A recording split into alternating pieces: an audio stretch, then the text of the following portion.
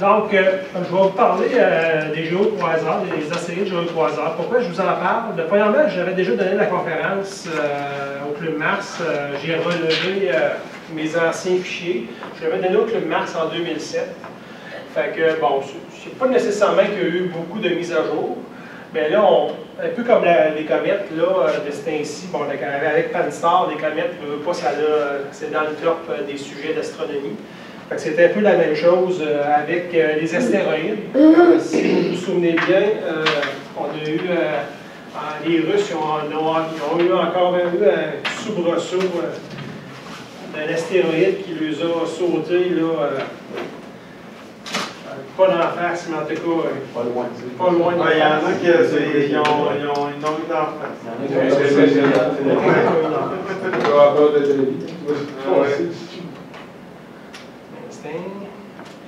Fait que dans le fond, c'est ça.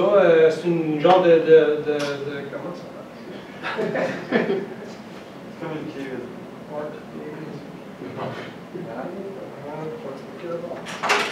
Fait que dans le fond, c'est ça. Je vais vous faire une petite mise à jour des objets géocroiseurs. Donc, qu'est-ce que c'est un objet géocroiseur? Fait qu'on a une petite idée, c'était quoi? Là, j'ai pas la date, là, ça fait à peu près un mois, c'est arrivé. Donc, un astéroïde, c'est un astéroïde qui croise l'orbite de la Terre. Fait que c'est ça la définition d'un objet géocroiseur. Là, vous allez m'excuser, j'ai pas pris mon bon fichier, j'avais mis Club Mars. Mais là, j'ai pris l'ancien fichier. Fait que ça, c'est une conférence que je devais donner au Mont-Sutton l'année passée avec Eddie. Fait que c'est pour ça que c'est pas les bonnes dates. Fait que c'est un petit détail. Donc, je vais vous parler des astéroïdes, des astéroïdes, des comètes, j'en parlerai pas. On va en parler dans ce fichier-là, sauf que je vais passer dans l'autre conférence. Dans le fond, j'aurais pu les matcher ensemble. Je n'ai pas eu le temps de le faire. Donc, on va parler du passé de la Terre de la Lune, la comète Shoemaker-Levy 9, détection d'un astéroïde, le classement, catalogage, les conséquences d'une collision éventuelle, les moyens utilisés pour régler le problème, les astroblèmes connus. On va vous dire c'est quoi un astroblème. Donc, si on recule dans le temps, lors de 4,6 milliards d'années, à travers la nébuleuse, il y a une étoile qui est née, notre Soleil. Puis au tout début, il y avait le Soleil qui est en train de faire sa réaction nucléaire, qui est en train de se former, mais tout autour du Soleil, il y avait énormément de débris rocheux, poussière, etc. Fait qu'au fil des millions d'années, les planètes se sont formées, Mercure, Vénus, la Terre, toutes les autres planètes. Sauf qu'ils se sont formés par des débris dans le fond en tournant, ils ont fini par former des planètes. Sauf que les débris n'ont pas tous réussi à former une planète. Donc, des astéroïdes, il y a des astéroïdes dans le fond qui ont resté en orbite autour du Soleil à certains endroits dans le système solaire. L'endroit le plus connu, bien entendu, c'est entre Mars et Jupiter. Entre Mars et Jupiter, c'est ça. Avec la ceinture d'astéroïdes. Fait que ça, là-dedans, on a référencé plus de 500 000 objets rocheux. Il y en a sûrement plus. Fait que ça va du petit rocher aller jusqu'à la planète naine Cérès, qui mesure à peu près 900 km de diamètre. Fait que tout ce rond-là, c'est plein de roches de différentes grosseurs. On voit comme des genres de semi-anneaux. Je pense que ça fonctionne un peu comme les anneaux de Saturne. C'est peut-être les plus gros qui font le ménage en tournant. Oh, c'est peut-être juste la photo qui est faite de même. Parce que dans le fond, c'est pas aussi compact que ça. Tu sais, si tu arrives avec ton. On voit ça dans des films un peu. C'est des films Star Wars de bord de même. Tu vois les vaisseaux qui passent au travers des astéroïdes. C'est pas ça. Plus de vide. Le vaisseau soit un petit peu plus gros.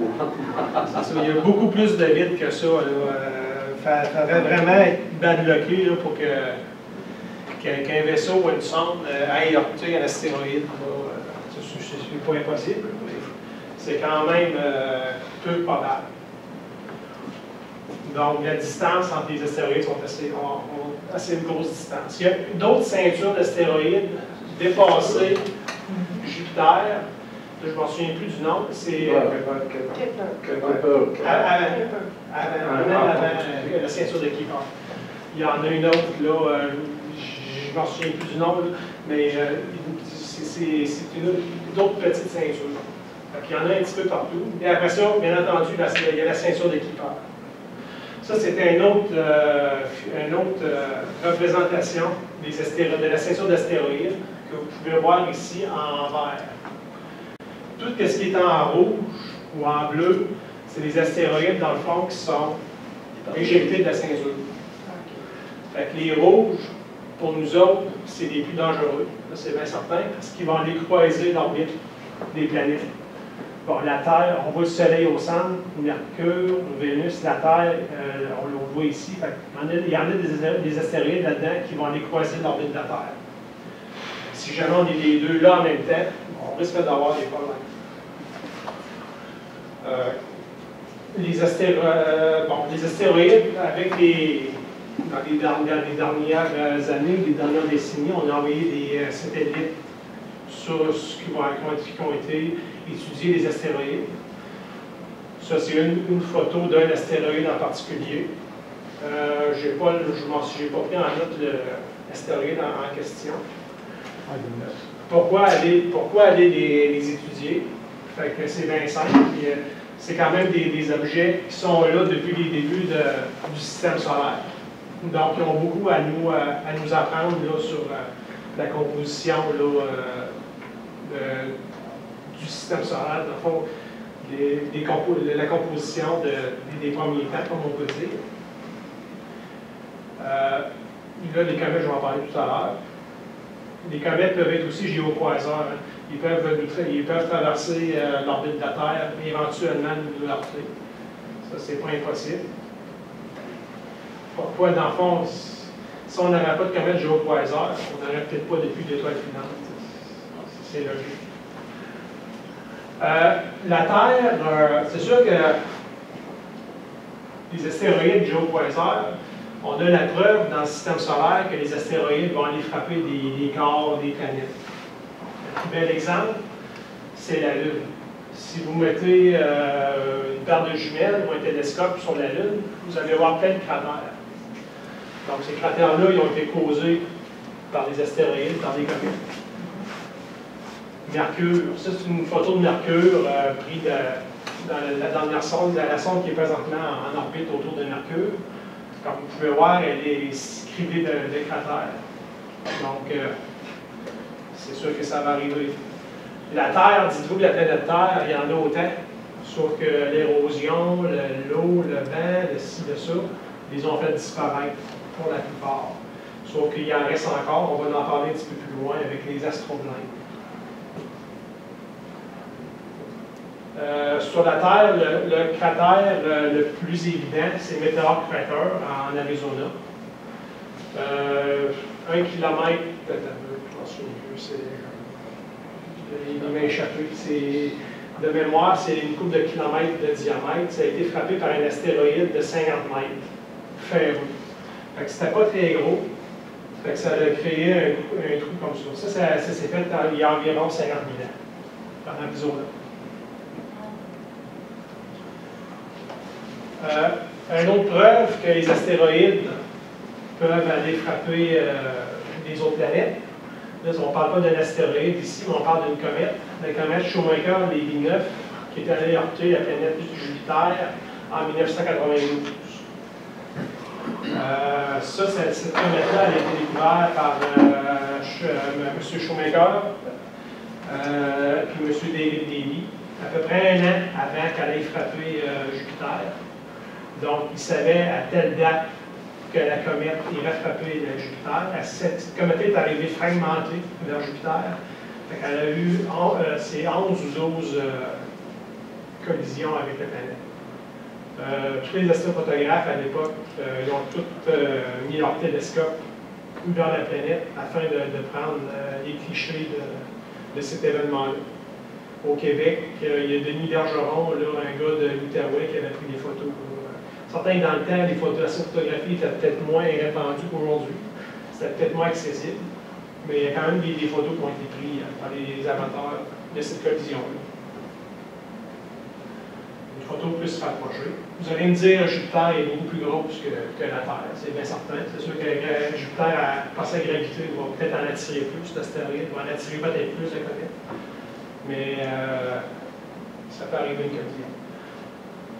Même Jupiter, c'est quand même, là c'est des photos de Shoemaker, les binaires, mais ça arrive quand même assez fréquemment qu'on entend parler dans les médias qu'il y a eu une collision, il y a une nouvelle tache qui est apparue sur Jupiter. C'est quand même pas rare.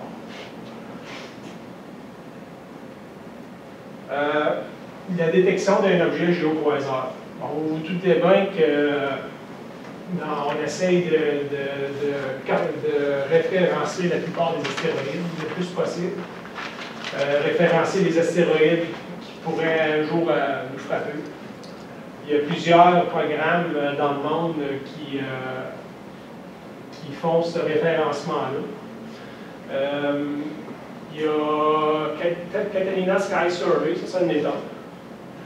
Fait que ça, la détection, ça, la méthode, l'ancienne méthode, dans le fond, c'était de prendre des clichés d'une partie du ciel bien précise, à intervalles réguliers. Mettons 1 heure, tu prends une photo à chaque heure d'un plan de ciel bien précis. Fait que là, tu vois, à telle heure, tu vas avoir un objet à telle place. Il va se déplacer, il va se déplacer, il va se déplacer. Fait que là, c'est certain que là, vous venez de trouver un astéroïde, quelque chose qui est en train de se déplacer. Un coup qu'on a référencé, on a les coordonnées à déclinaison, inclinaison. On s'en va voir dans les bases de données, savoir si cet objet-là existe. Puis là, si oui, sinon, alors, on vient de trouver l'astéroïde. Après ça, c'est une procédure de calcul pour trouver l'orbite de cet objet-là. C'est là, après ça, qu'on peut voir s'il est géocroiseur, s'il peut venir traverser l'orbite de la Terre, ou s'il est dangereux, ou si...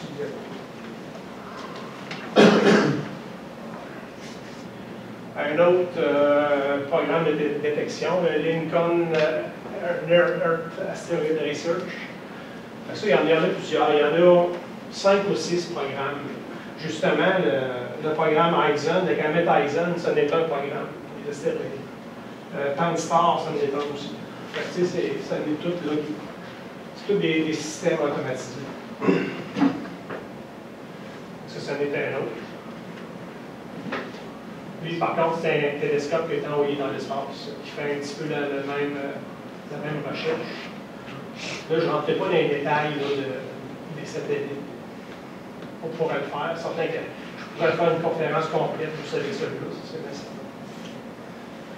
On va vous parler ici du fameux astéroïde qui va être la fin du monde. 2004, M4, qui va croiser très proche de l'orbite de la Terre le 13 avril 2029. C'est atrophié, cette mémoire. Donc, ça, c'est là, la carte n'est pas animée, mais on verrait, là, on pourrait avoir l'animation de la carte, que les deux objets, la Terre et l'astéroïde, vont passer très proches de l'autre. Lors de son passage en 2029, si l'astéroïde passe à un tel endroit, là, ils savent qu'il va passer à 30 km de la Terre, sauf que s'il passe à un endroit très précis, on appelle le trou de serrure, s'il passe à cet endroit très précis, son orbite pourrait être déviée pour ces 7 ou 8 ans plus tard, puis là, ça peut être très dangereux pour ces 7 ou 8 ans plus tard. Donc, il faut qu'il passe à un endroit très précis. S'il passe de côté, un bord ou l'autre, en haut, il va continuer sa route, il n'y aura pas de danger pour lui. C'est quand même important de savoir en 2029 là, vraiment où ce qui va passer. Il y a une trajectoire très précise qu'il ne faut pas faire. Donc, il n'y a pas de risque en 2029, c'est pour S'il passe à cet endroit bien précis-là, son trajectoire va changer un petit peu. La gravité de la Terre, elle va comme là-dessus. Elle pourrait le retirer. Un genre de gros jeu de pinball galactique. Ouais. Là, je suis en train de me rendre compte que je ne suis pas dans mon champ de caméra. Non, mais je suis l'écran. OK. Un coup que l'objet est détecté, on va le classer dans un genre d'échelle de risque. Un peu comme, je ne sais pas, les tremblements de terre, vous avez l'échelle des tremblements de terre, l'échelle des ouragans, l'échelle des tornades. Fait que les objets géocroiseurs ont aussi une échelle. Dans le fond, il y en a deux. Il y a l'échelle de Palerme, puis il y en a une autre échelle, mais je pense que c'est l'échelle de Palerme qu'on se sent le plus souvent. Donc, si jamais, ça c'est les risques de heurter la Terre. Fait que l'échelle 0, il n'y a aucun risque. L'échelle 1, on va mettre l'astéroïde en surveillance. On va faire d'autres calculs, on a peut-être des doutes.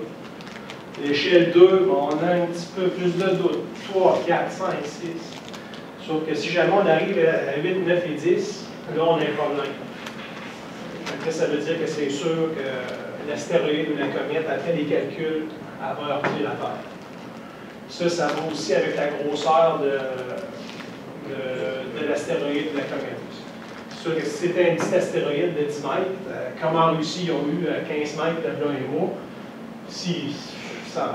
ils vont savoir qu'il va éclater à 20 km dans le ciel. Mais si on sait que c'est un astéroïde dans 1 km qui va frapper, bien là, on va avoir des gros problèmes. On va aller rejoindre les dinosaures. Exact. Mais ça, rassurez-vous, si jamais on a un gros astéroïde qui va nous frapper, on a une équipe de choc. Fait qu'on va les envoyer sur l'astéroïde, puis ils vont le faire sauter ou ils vont le dévier. On est chanceux.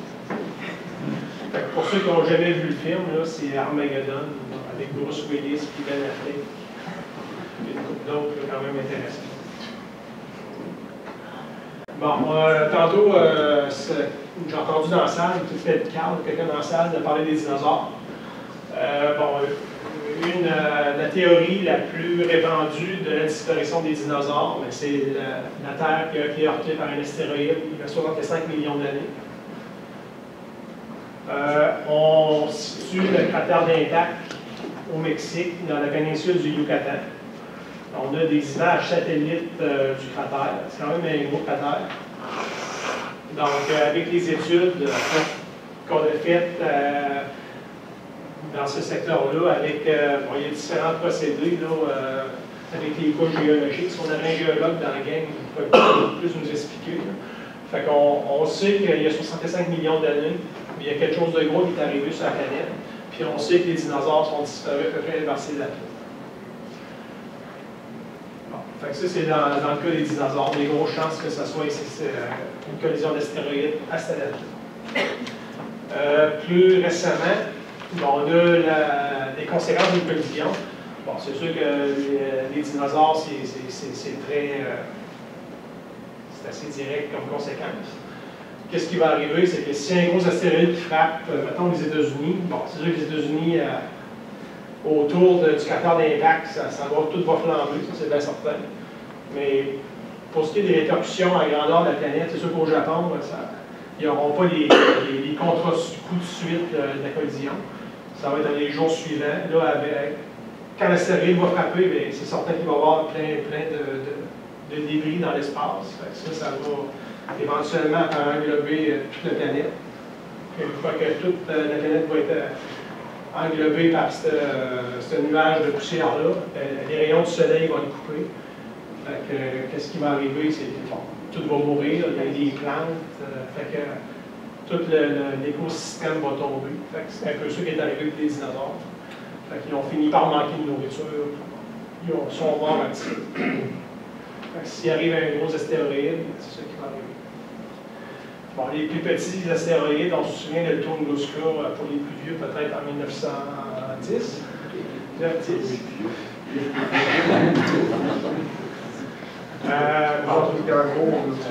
Ça, cette conférence-là, dans le fond, elle a été montée l'année passée. Là, certains, j'aurais pu mettre l'astéroïde que la Russie a eu environ un mois. C'est exactement le même principe, le même genre de choses qui est arrivé. Sauf que Tunguska, l'astéroïde était peut-être un petit peu plus gros. Mais c'est le même pattern. Je crois que c'était une comète qui est arrivée et qui avait tout été rentrée en haute atmosphère puis elle s'était désintégrée là, puis ça avait fait tout coucher les arbres. C'est ça, c'est le souffle de l'explosion. Elle n'a jamais touché à terre, là. Elle s'est vraiment elle est vraiment soufflée, là. Exactement. Ouais. Et c'est 20 km le diamètre à Ouais, Toulouse, donc c'est pas mal pire que dans l'ouvrage. C'est 20 km d'arbres abattus, Ouais. d'arbres brûlés, je pense. Oui. Ben, d'arbres couchés.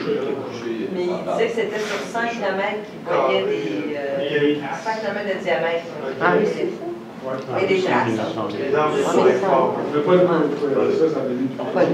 on est chanceux de parenthèse, c'est les Russes qui ramassent. Ben oui, ça c'est vrai. Mais c'est sûr qu'à Tunguska, l'astéroïde était plus gros que celui qu'ils ont eu le MO. Le MO, on parle d'un astéroïde d'une quinzaine de mètres. Il y a peut-être. Mais Tunguska, me semble, c'était à 30 mètres. C'était quand même assez plus gros.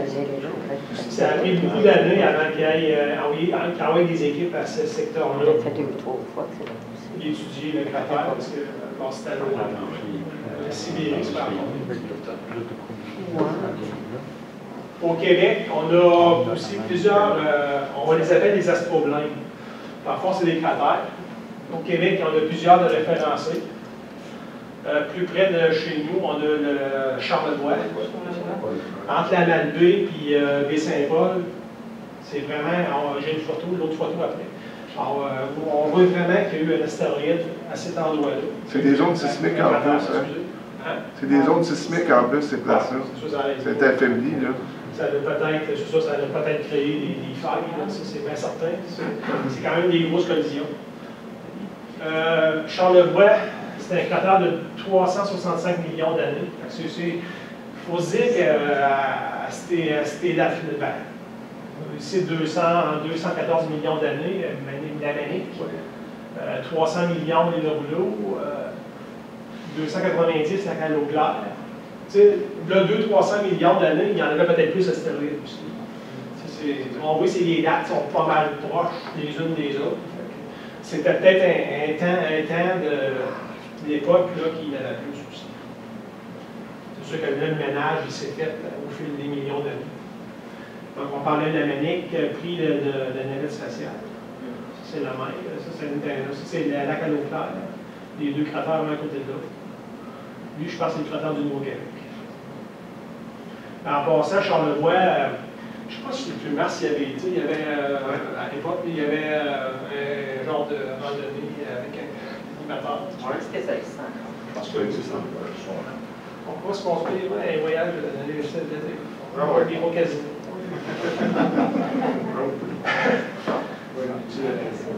Fait que je parlais du cratère de la Malbaie, donc entre Baie-Saint-Paul et la Malbaie de largeur. Le mont des éboulements, dans le fond, c'est la remontée centrale. Quand l'astéroïde va frapper, il va avoir une genre de remontée Le rebond. du rebond, ou de la Terre. Fait que, dans le fond, c'est le mont des éboulements. Fait que, bon, ça, on peut voir vraiment la dépréciation. Puis ça, on le voit aussi. Quand tu arrives en haut de la côte de Baie-Saint-Paul, on la voit vraiment, là, le rebord au loin. C'est quand même très beau. Donc, moi, ça fait le tour des astronautes, des astéroïdes, des géoquasars. C'est une conférence dans le temps qui était plus. Il y avait plus de slides que ça. Nous, je l'ai coupé là, pour. Quand Eddie avait demandé de monter une conférence pour ça, il m'avait dit que c'était pour le grand public, pas trop rentrer dans les détails. Fait que j'avais coupé beaucoup de slides. Là, c'est certain que qu'est-ce que je pourrais rajouter, puis là, j'ai pas de slides, c'est que si jamais on finit par en découvrir un astéroïde, un radar, je sais pas, un satellite, un des programmes de détection, garde dans 10 ans, on va en avoir un sur la tête, qu'est-ce qu'on va faire pour s'en exempter? Bon, là, il y a plusieurs options sur la table. Une des options, c'est d'envoyer une bombe nucléaire. Au lieu d'avoir un problème, on va en avoir 10. Ça n'arrive pas le problème. D'autres options envisageables, c'est d'envoyer un satellite qui va être en orbite à côté de l'astéroïde, puis qu'au fil du temps, quand il va être en orbite, il va comme faire torser l'astéroïde par gravité. Mais ça va prendre des années. Fait que dans le fond, il ne faudrait pas trouver un astéroïde demain matin et qu'on l'aille sur la tête dans un an. Il va falloir que la catastrophe soit 20 ans, 30 ans plus tard pour essayer de trouver une méthode pour le dévier. C'est pour ça, dans le fond, c'est pas pour rien que les agences spatiales envoient des sondes sur des astéroïdes, comme on a vu au début de la conférence. C'est pour les étudier. On va étudier leur consistance, étudier comment ils sont faits. C'est sûr qu'un astéroïde, le premier que je vous ai montré, c'est en forme de cacahuète. Ça, c'est un astéroïde qui s'est formé un petit peu par agrégat, c'est ça. C'est comme une botte de terre, mais pas très solide. Fait que si tu envoies une bombe dedans, ça va mourir là. Tandis que si tu fais un météorite qui pousse ferreux, très dur, ben là, si tu envoies une bombe nucléaire dessus, il ne conçoit peut-être pas, c'est tellement solide. C'est ça. Fait que dans le fond, avant de trouver une méthode pour le détruire ou le tasser ou peu importe, il faut qu'il sache de quoi que l'astéroïde il est constitué. Il faudrait placer des astéroïdes. Le diamètre, quand tu parles, considéré comme géoquasar, c'est 10 km, 1 km. Ça n'a pas d'importance. Il peut être géoquasar à 2-3 mètres, comme il peut être géoquasar à 10 km. C'est juste l'idée que le géoquasar lui traverse l'orbite de la Terre. Parce que quand tu disais les probabilités, tantôt, c'était vraiment d'impact avec la Terre, hein? Le 1, 2, 3, 4, 5, 9, 10. Là. Ça, l'impact, c'est l'échelle, c'est vraiment sûr, moins sûr. OK. Puis, quand on dit géocroiseur, il peut très bien, toute sa vie, croiser l'orbite de la Terre sans jamais toucher. Exactement. C'est juste qu'il croise l'orbite. C'est ça. Puis, comme tu en as dit tantôt, il y a de la place. Il y a de la place, puis il y a différents types de géocroiseurs. Il y en a qui vont croiser carrément, il y en a d'autres qui ne croisent pas nécessairement, mais qui sont proches. Puis, il y en a d'autres qui vont être. À la Terre, ils n'ont pas trouvé. Sauf qu'il y a des planètes qui ont des astéroïdes qui suivent leur orbite. Sauf que la Terre, ils n'en ont pas trouvé. Ils sont en arrière ou en avant, mais ils sont vraiment dans le plan d'orbite de la planète. Là, je viens de dire de quoi ça me sortit l'idée. C'est pas plus grave que ça. Fait que dans le fond, c'est ça. C'est de trouver comment ils sont faits. C'est pas pour rien qu'on les étudie. Les comètes, c'est le même principe. Tantôt, on va en reparler aussi. C'est pas pour rien qu'ils les étudient. Ils veulent savoir de quoi ils sont faits. Aussi, on peut peut-être ajouter au sujet de la taille des astéroïdes. Ouais. À 1 km, normalement, ça commence à être problématique. Puis à 10 km, c'est un tueur planétaire. Là, tu me fais penser, j'avais un fichier de Jean-Marc Dion, j'avais présenté. Il montrait vraiment justement, tu parlais d'un astéroïde de 10 km, qu'est-ce que ça fait, 1 km, 500 mètres. Il avait fait un autre fichier, ça m'a fait penser. Je vais vous présenter une autre réunion peut-être. C'est quand même intéressant. Ce que je trouve effrayant avec ça, c'est qu'on va le savoir, justement. J'essaie d'imaginer l'état du monde, il y en a qui parlent avec le Planetix et qui capotent bien raide. Imagine-toi si on sait, dans 20 ans, il y a un astéroïde ou de 10 km qui va frapper la Terre. Ils ont déjà prévu des vaisseaux pour faire dévier ces comètes-là. Ouais, mais... Non, on pourrait essayer de blaster des astéroïdes avec des bombes atomiques, voir qu'est-ce que ça ferait. Ah, mais ça serait hot, pareil. Non, mais t'imagines la panique sur la Terre. En attendant. Il y a une bombe atomique au-dessus du Québec. Peut-être que le monde tomberait comme zen aussi. Là, c'est dans le commande de nous aussi. C'est dans 6 mois, dans 30 ans, c'est pas pareil. En tout cas, ça suit. Pour l'instant, là, je vous ai montré l'échelle, tantôt rouge, jaune, puis là, ils sont tout ce qui est trouvé présentement sont à 0. Il y en a un qui a monté au numéro 1. Je pense que c'est justement à prophétie. Lui, il suit, Dieu aussi. Je parlais du taux de serrure. Dans le fond, ils ne sont pas si inquiets que ça. Mais il n'y en a pas là. Dans la Lune, dans le Jupiter, mais c'est sûr que ça, c'est sûr que ça. Tu sais, dans le fond, le problème, c'est pas les gros. Ben, c'est pas les gros. Les gros, ils sont en train de les détecter, ça se détecte quand même assez bien. Mais les petits là, de 15 mètres de Russie, ils l'ont pas vu arriver. Ils l'ont pas vu venir. Non, on est à l'autre. c'est ça, lui, c'est la pointe ferreuse. Ouais, il était peut-être agrégé, c'est ça. Exactement. Il y avait l'autre qui passait en même temps. Oui, dans la même journée. Il était plus gros. Il y a 2012 DA, quelque chose. C'est pour ça que ça a fait spécial. Ils ont passé l'événement est arrivé la même journée. Ça a comme saisi le monde. Fait que c'est ça. Moi, ça fait le tour pour cette conférence-là. Fait que, on va faire une petite pause, puis on va parler après des comètes. Bon, donc une petite conférence sur les comètes. C'est une conférence écourtée. J'ai une version longue, une version courte. Ça va être plus la version courte. De toute façon, la version longue, la différence que je parlais des satellites qui ont été étudiés, les comètes. Là, j'ai décidé de l'enlever pour cette version-là. Au pire, on pourra en parler à une autre conférence dans le futur. Donc, c'est parti, les comètes. Bon, mon intérêt pour les comètes, en astronomie, on a tous et chacun un sujet fétiche ou un sujet préféré. Moi, personnellement, ça a toujours été les comètes. C'est avec la comète de Halley 86 que ça m'a comme initié à l'astronomie, si on veut. Tu avais quel âge? 17. OK, pas trahir ton âge. En tout cas, bref, j'ai toujours aimé l'astronomie. Fait que feuilleté des livres dans les bibliothèques ou dans les journaux quand il y avait des articles d'astronomie. Puis finalement, je me suis inscrit dans un club il y a à peu près une dizaine d'années. Fait que, bref, c'est ça. Les comètes, c'est toujours quand même impressionnant parce qu'on n'en voit pas souvent à l'œil nu. Fait que quand on a l'occasion d'en voir à l'œil nu, c'est toujours un must là, à travers la communauté des astronomes. Comme là avec Panstar, ceux qui ont Facebook, là, qui sont membres du groupe Astronome Amateur Québec, peu importe, on peut voir de cet site qu'il y a beaucoup de discussions sur les comètes, puis des photos, puis ça roule. C'est quand même le fun. Là, j'en parle, je vois pas. Ce qui s'arrive, c'est que il y a certaines affaires que les astéroïdes, les comètes, les sujets s'entrecroisent.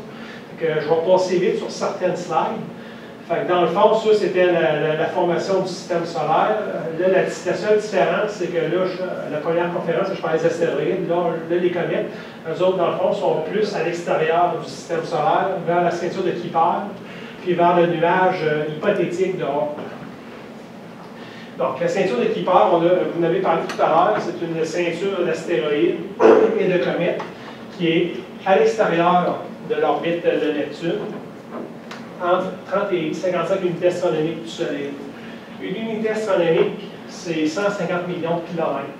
Autrement dit, c'est la distance entre le Soleil et la Terre. Fait que la ceinture de Kuiper est à 30 fois 150 millions de kilomètres de distance du Soleil. Ça, là-dedans, dans les corps les plus connus, on a Pluton, on a Quaoar, on a Makey.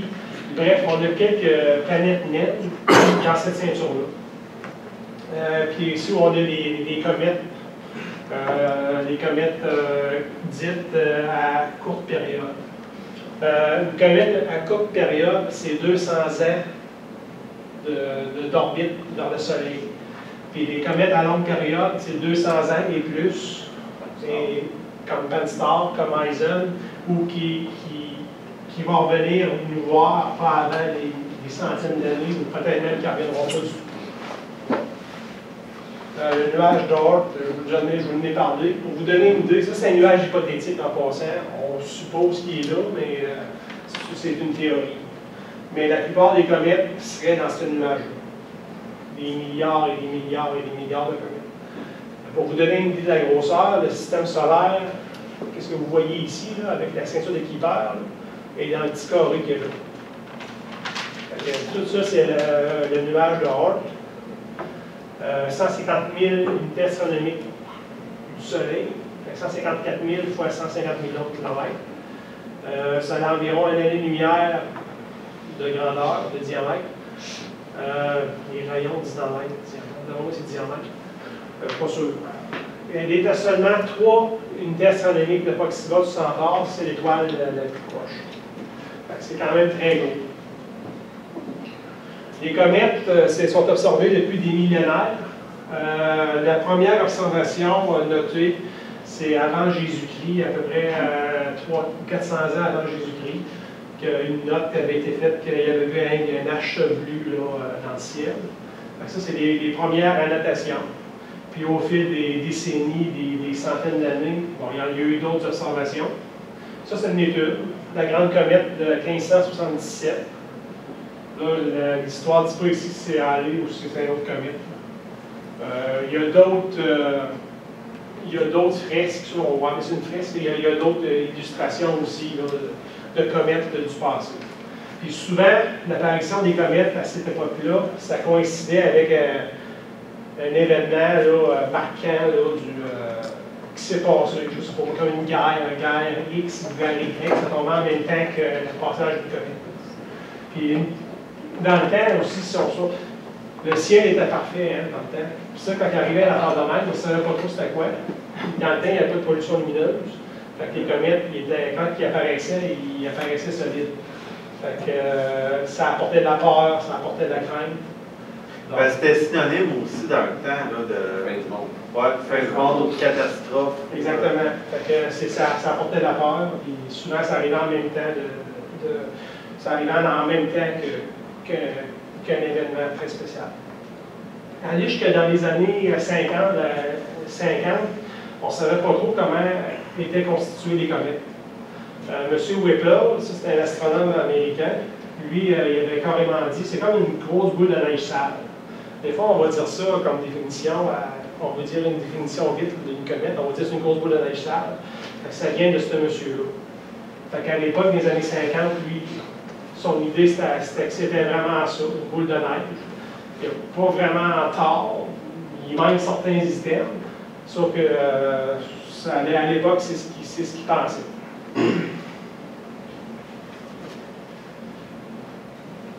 OK. Fait que la composition des comètes, l'eau constitue de 75 à 80 des comètes. C'est certain, c'est de la glace. Les autres, CO2, CO, méthane, ammoniac, formaldéhyde. Il y a plusieurs composés chimiques dans une comète. Mais c'est certain que c'est en grosse majorité, c'est de la glace. Poussière. Je pense que le concept a un peu évolué aussi. Peut-être, je ne sais pas si je te vole tes planches, mais c'est. Non, il faut, si vous avez des questions, des ajustements.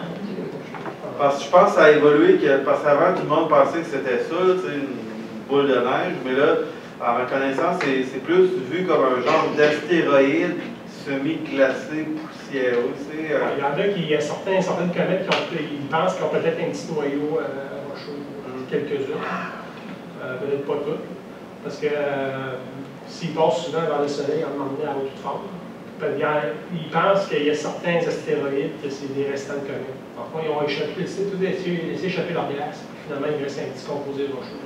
C'est un pourcentage de comètes qui est de même, c'est bien certain. C'est sûr que la comète, quand elle sort, qui va poser peut-être rien qu'une fois à côté du Soleil, elle n'aura pas le temps de fondre au complet. Mais c'est pas pour rien. T'sais, on parlait tantôt qu'il envoyait des sondes vers les astéroïdes, il en envoie aussi beaucoup vers les comètes. Fait que, on les connaît de plus en plus. La comète de Halley en 86, ils ont envoyé 5 ou 6 sondes vers cette comète-là pour l'étudier. Ils en ont appris beaucoup là, lors du passage de Halley. Et là, ils en apprennent encore beaucoup avec les sondes Stardust, Deep Impact, Rosetta, qui va aller voir une comète là, en 2014. Une comète avec un genre de nom russe. Je ne vous le dirai pas, c'est fait que c'est certain qu'on connaît de plus en plus les comètes, leur composition. Ça, c'est une image qui a été prise d'un graphique qui est ressorti de la comète de Halley. En passant, la comète de Halley, le noyau, elle avait un noyau de 15 km. La Halley, c'était pas une très grosse comète. Il y en a des beaucoup plus grosses que ça. Halley, elle a un noyau de 14 km, 14-15 km. L-Bop, elle avait un noyau de 40 km. Donc, Halley, c'est une petite comète. Donc, qu'est-ce qui ressort de là? Bon, dans la queue, dans ses queues, c'est-à-dire de l'eau, du CO2. Bon, là, je ne sortirai pas tous les termes chimiques. Il y en a peut-être dans la salle que vous les connaissez mieux que moi. Donc, il y a beaucoup de molécules, il y a beaucoup d'items qui sont là. Une comète, à la base, c'est noir. Les photos qu'ils ont prises dans Halley, puis les photos qu'ils ont prises d'autres comètes il y a comme un genre de couche noire, un genre de carbone ou pas charbon, là, une genre de couche protectrice. Fait qu'une comète, là, c'est pas très. Ça reflète pas bien la lumière. Ça a un albédo assez bas. Autrement dit, albédo, ça veut dire c'est le reflet, la lumière qu'elle émet. Sauf à moins qu'elle soit bien proche du soleil, on s'entend. Mais si maintenant on l'observerait au télescope, quand il était à son plus loin du soleil, on la verrait pas bien, comparativement peut-être à un astéroïde. Donc, dans les sondes, on a deux comètes là, pris avec des noyaux. Donc, un noyau de Tempel 1, White 2.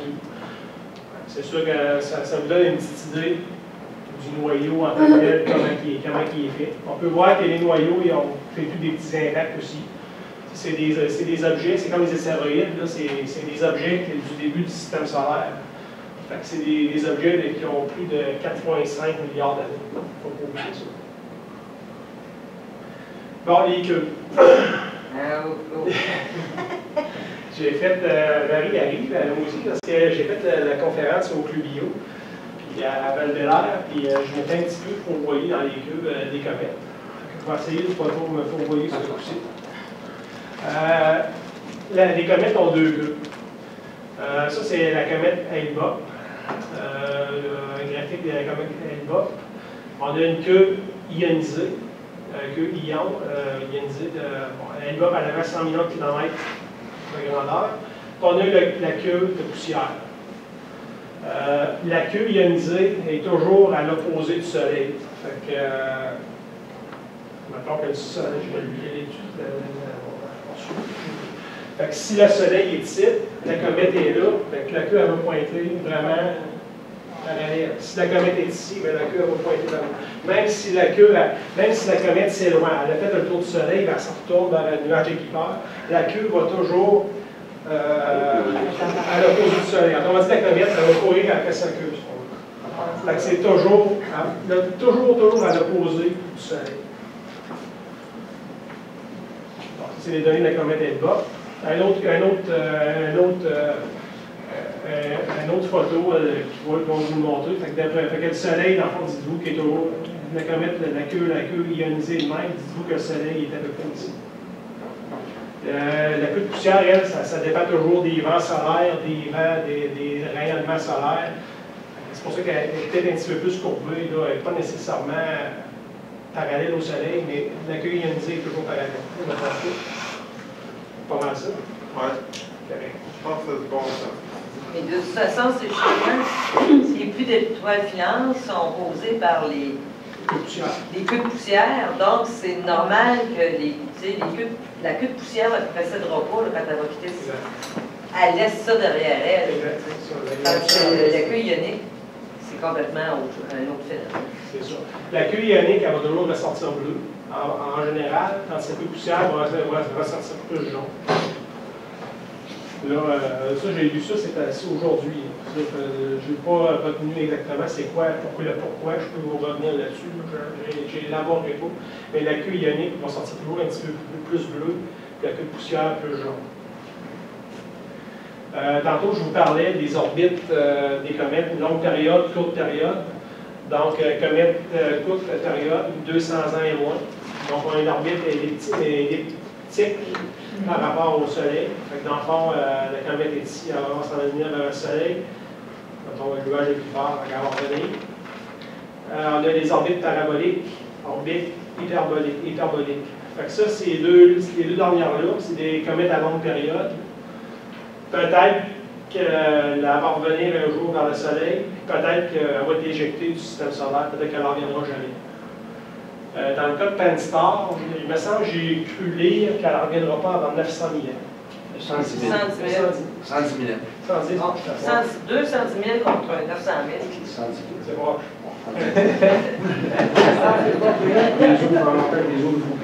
On va peut-être avoir des cheveux blancs. Bref, ça va être plus long que la comète de Halley ou la comète Encke qui revient aux 3 ans. Mais est-tu considéré longue période? Ben, longue période, Ça, c'est 200 ans. 200 ans. La barre, c'est 200 ans. OK. Justement, j'ai parlé de la comète Encke. La comète Encke, c'est une comète à courte période. Elle, c'est 3 ans, point gros. Fait qu'elle, elle se rend jusqu'à Jupiter, elle revient vers le Soleil. Ça, c'est le genre de comète là, qui va mourir quand même assez vite, parce que vu qu'elle passe souvent vers le Soleil, elle va finir par s'évaporer. À un moment donné, elle va peut-être s'évaporer complètement, ou comme Martin disait, elle va finir si un noyau rocheux, elle va finir en astéroïde.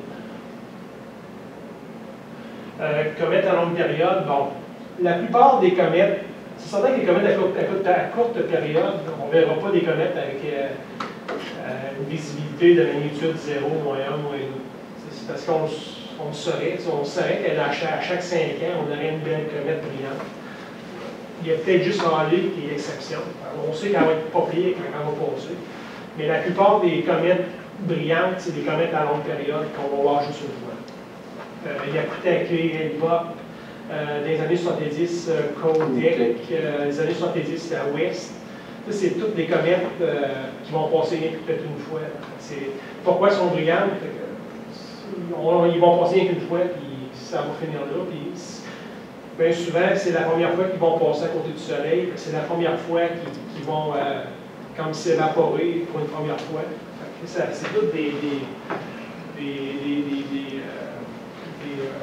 caractéristiques comme de quoi qui peuvent être brillantes.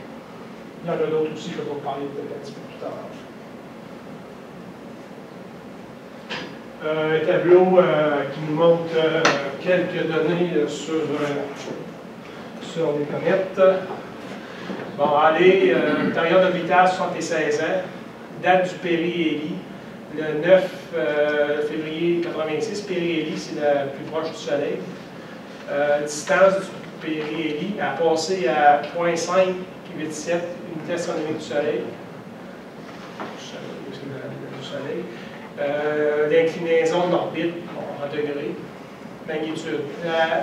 Halley, je ne sais pas si vous en souvenez, magnitude 5.5. C'était vraiment, elle était quand même décevante à l'époque. Mais on en parlait beaucoup dans les journaux, c'est pour ça que j'avais eu un intérêt pour les connaître. Hale-Bopp, en mois de mars 97, moins 1, visibilité. Elle va revenir dans 4000 ans. Il y a Kutake, plus ou moins 40 000 ans. Une magnitude à peu près sur moins 1, moins 0, moins 1. Il y a Kutake, en passant, c'est une comète qui n'était pas nécessairement grosse, elle a passé très proche de la Terre. C'est pour ça qu'elle était très brillante. Il y a Kutake, elle avait une orbite un peu comme un Pan-Star. Elle était vraiment, vous avez l'orbite de la Terre, puis elle s'en va comme ça. On ne l'a pas vu tellement longtemps. Tandis qu'à Hale-Bopp, au contraire, on l'a vu pendant 1 an et plus à l'œil nu. Puis à Kutake, ça avait été un peu une surprise parce que je pense que c'était pas prévu qu'elle soit aussi brillante. Ouais. Finalement, elle avait été quasiment aussi brillante qu'Hale-Bopp. Ça, c'est une autre affaire. Quand c'est une première comète, on ne sait jamais qu'est-ce qu'elle va faire.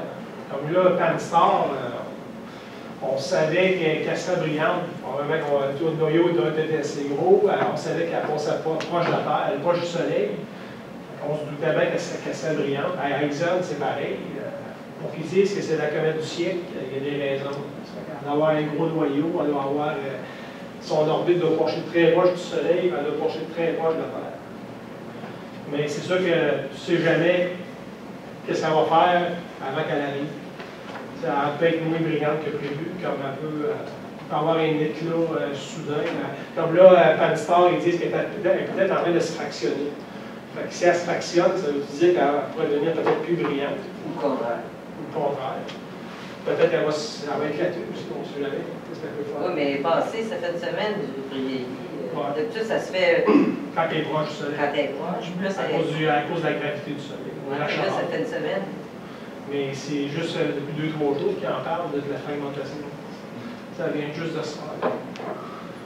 Ah ben, je n'ai parlé tout à l'heure. La mort des comètes, dans le fond, il y en a qui vont fondre complètement, il y en a d'autres qui vont finir dans une planète. Il y en a d'autres qui vont carrément finir dans le Soleil. Ça, c'est la comète Shoemaker-Levy. Elle avait fragmenté avant d'entrer Jupiter. On en a parlé tout à l'heure. Les comètes, ça peut faire comme des astéroïdes. Ça ne veut pas dire que ça, c'est un astéroïde, ça fait une comète qui a frappé. C'est le même principe. Toutes les comètes, tous les astéroïdes sont référencés par le Minor Planet Center et l'Agence astronomique mondiale. Vous vous demandez peut-être qu'est-ce que ça veut dire C2011, L4, Pan-STAR. Moi, je ne sais pas, EP, AEP, AD, etc. Le C veut dire pour non périodique, comme AD à l'EP comme périodique. La barre transversale. 2011, c'est l'année de sa découverte. L4, ça c'est le mois et le jour qu'ils l'ont trouvé. L, dans le fond, c'est la quinzaine mensuelle de sa découverte.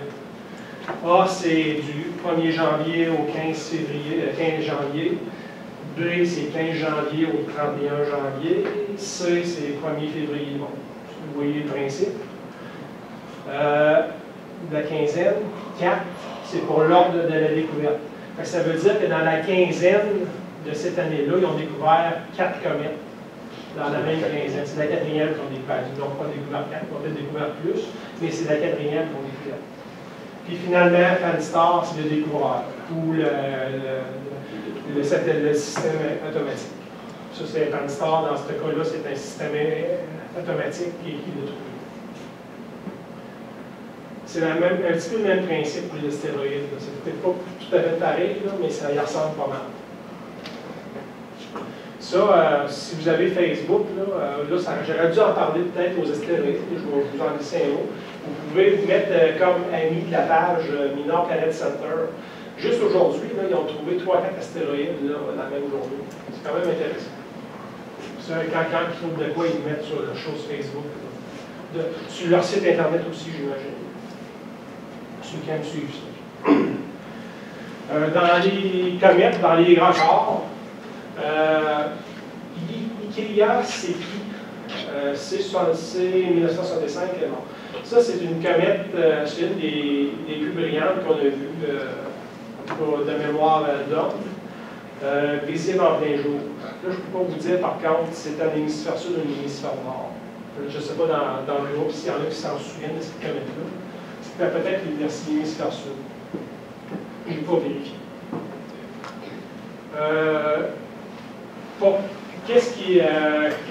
Pour une comète, dans le fond, c'est quoi les ingrédients pour faire une grande comète?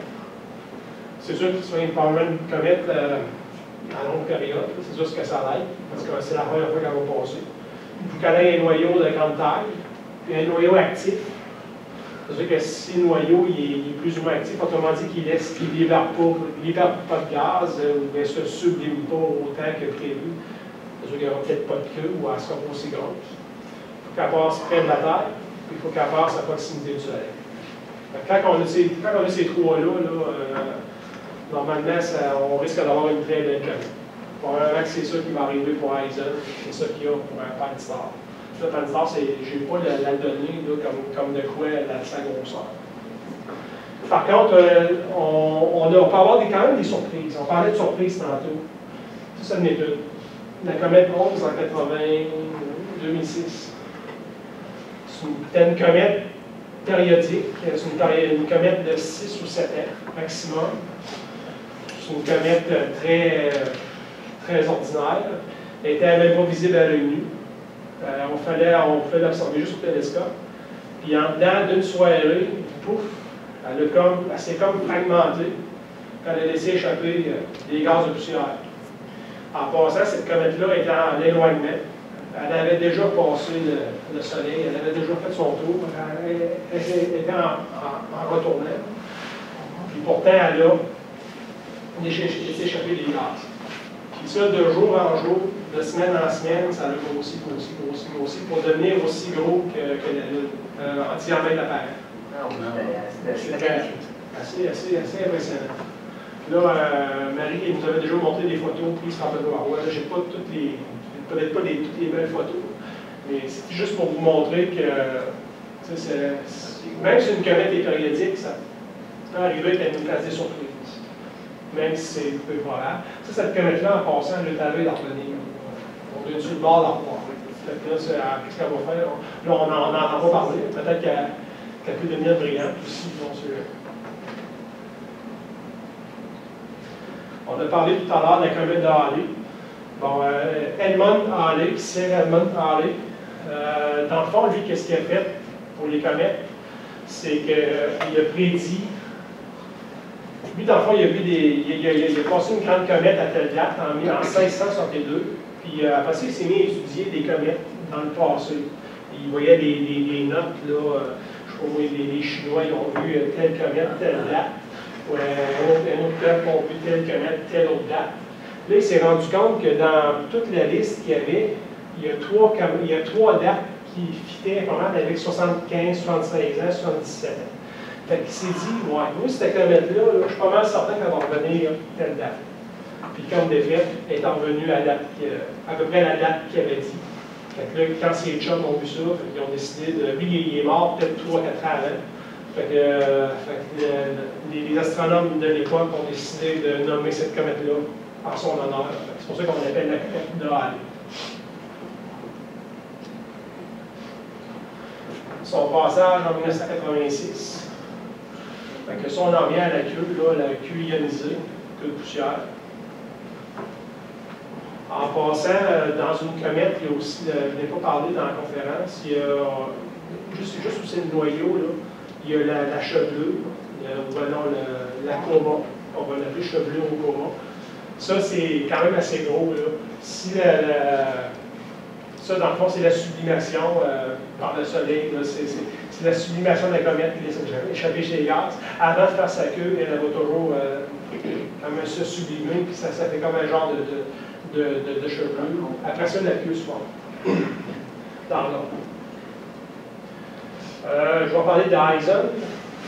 Ils l'ont découvert, ça c'est un système automatique, comme j'en ai parlé tout à l'heure, en Chine ou au Japon. Bref, ils l'ont découvert en 2012, dans l'année 2012. Fait qu'ils ont pris une plaque photographique, ça, elle devait être peut-être une magnitude 17-18 dans ce coin-là. Fait qu'avec les calculs qu'ils ont faits, ils ont mentionné que ce serait une très belle comète à voir à la fin de l'année. Novembre, aux alentours de novembre. Déjà, on la voit au télescope. Ceux qui ont des gros télescopes peuvent déjà l'observer à l'œil oculaire. Jean-François Bien à Saint-Luc, qui est au 36 pouces, il peut déjà l'observer. Puis il commence déjà, là, elle est présentement, en date de ces jours-ci, et à l'extérieur de l'orbite de Jupiter, elle commence déjà à vouloir se sublimer tranquillement. Fait que, ça date, ça annonce bien. Ça, c'était le même genre de photo que de Pan-STARRS le 6 juin 2011. Pan-STARRS, ça fait longtemps, dans les sites de comètes, là, que la magnitude serait bonne. Quand on dit prometteur, ça peut arriver aussi qu'il y ait des flops. Ça en est une, la comète Kotek dans les années 70. Ceux qui s'en souviennent peut-être, ça devait être une belle comète. Elle était prévue pour être une très belle comète, mais elle n'a pas été aussi belle que prévu. Probablement qu'elle s'est moins sublimée que prévu. Le noyau a été moins actif que prévu, donc a été moins brillant. Les pluies étoiles filantes, c'est causé en général par le passage des comètes. Donc la comète, quand elle passe, quand elle fait son orbite autour du Soleil, des fois elle va passer dans le coin de la Terre, pousser l'orbite de la Terre, puis ça coupe de poussière. La poussière va rester, dans le fond, dans son passage. Puis la Terre, à chaque année, elle va passer au travers de ce nuage de poussière-là. Il ne faut pas oublier que dans le ciel, il n'y a pas de vent. Il n'y a pas de vent comme sur la Terre. Donc la poussière, elle va rester là indéfiniment, jusqu'à temps que la Terre finisse par toute la manger en poussière, si on veut. Fait que bref, c'est ça qui résulte des pluies d'étoiles filantes. La comète, la pluie d'étoiles filantes des Perséides, c'est causé par la comète Swift-Tuttle. Elle passe c'est 33 ans de mémoire qu'elle passe la comète. Mais c'est quand même, on sait tous à chaque année, c'est quand même une belle pluie d'étoiles filantes. Okay, dans le fond, c'est ce que je voulais démontrer là, avec un diagramme, un schéma. Fait que moi, ça fait le tour de la conférence en tant que telle. Là, je vais vous montrer des vidéos. J'ai des vidéos de Daniel. On va finir ça en vidéo. On va mettre un peu de son, peut-être. Ah, ouais. On va avoir la musique là-dessus.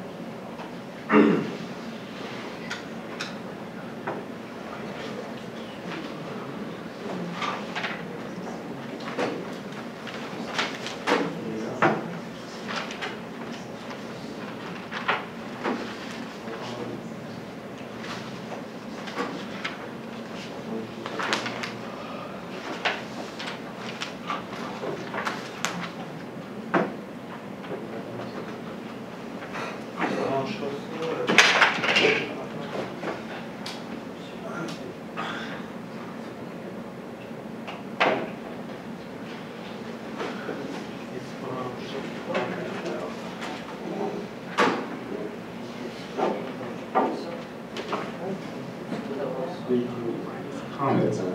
One of them is heading our way now.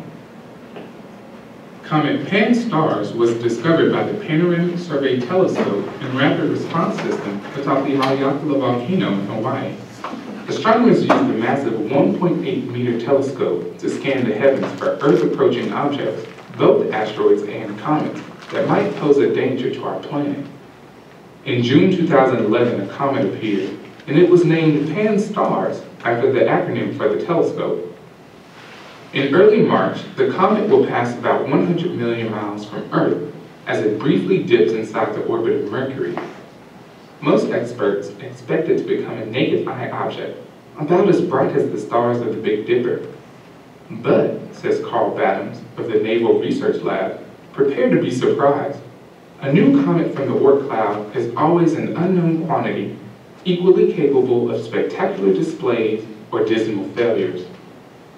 The Oort cloud is named after 20th century Dutch astronomer Jan Oort, who argued that such a cloud must exist to account for all the fresh comets that fall through the inner solar system. Unaltered by warmth and sunlight, the distant comets of the Oort cloud are like time capsules, harboring frozen gases and primitive, dusty material drawn from the original solar nebula 4.5 billion years ago. Gravitational disturbances occasionally eject comets from the Oort cloud, which fall toward the sun, bringing their virgin ices with them. Because this is Comet Pan-STARRS' first visit, it has never been tested by the fierce heat and gravitational pull of the sun. Almost anything could happen, says Battams. On one hand, the comet could fall apart, a fizzling disappointment. On the other hand, fresh veins of frozen material could open up to spew garish jets of gas and dust into the night sky. Because of its small distance from the sun, Pan-STARRS should be very active, producing a lot of dust, and therefore a nice dust tail, predicts Matthew Knight of the Lowell Observatory.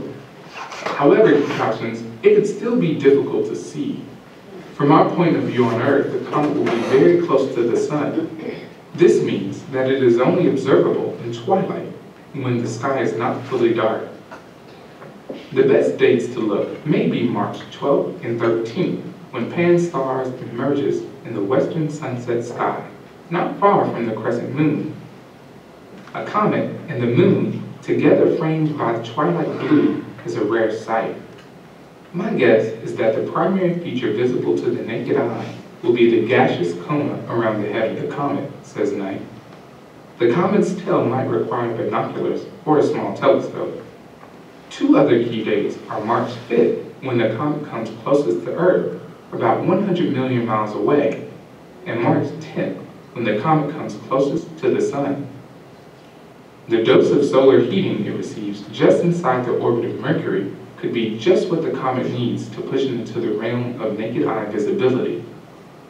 Comet Pan-STARRS should not be confused with another, even better comet coming later this year.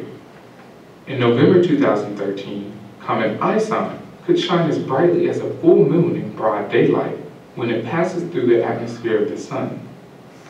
Two bright comets in 1 year is a rare treat, says Battams. This could be good. For updates on comets and other objects visible in the night sky, stay tuned to science.nasa.gov. Ça, c'est une première vidéo.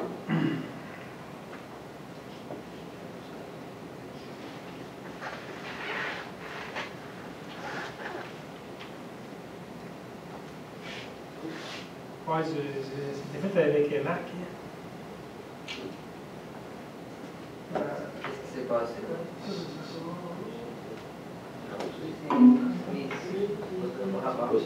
C'est un PowerPoint.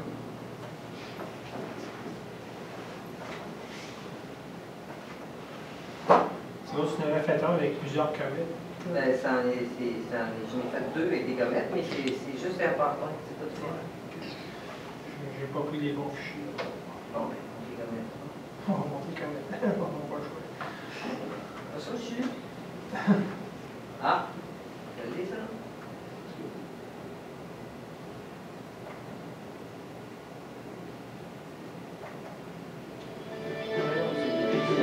Excusez pour A l'air. naked eye comet in March 2013, presented by Science at NASA, Oui. far beyond the orbitation of Pluto, with the sun as a planet. Là, Hein? On n'est pas s'endormir de ça.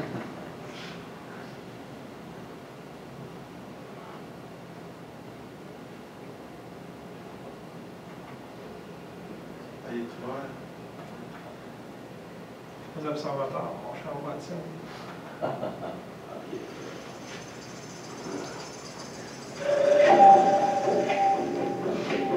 Ça, c'est parti tard, puis dans l'hémisphère sud.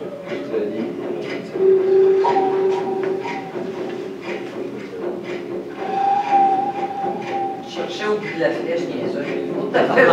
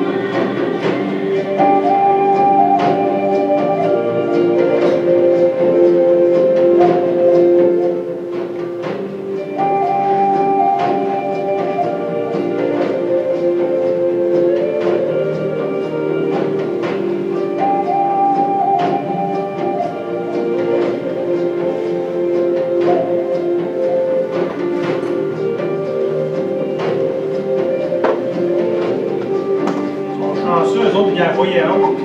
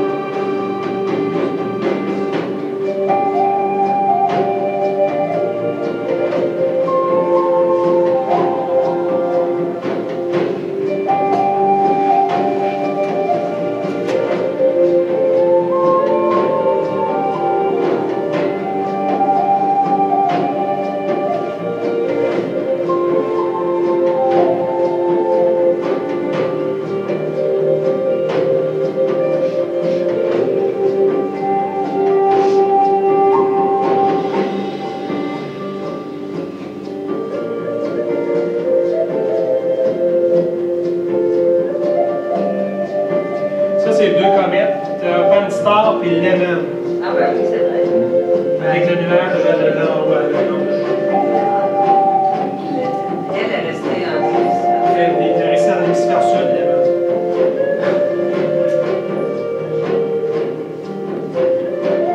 Deux comètes brillantes dans le même temps. Ça, c'est tout l'évoquant.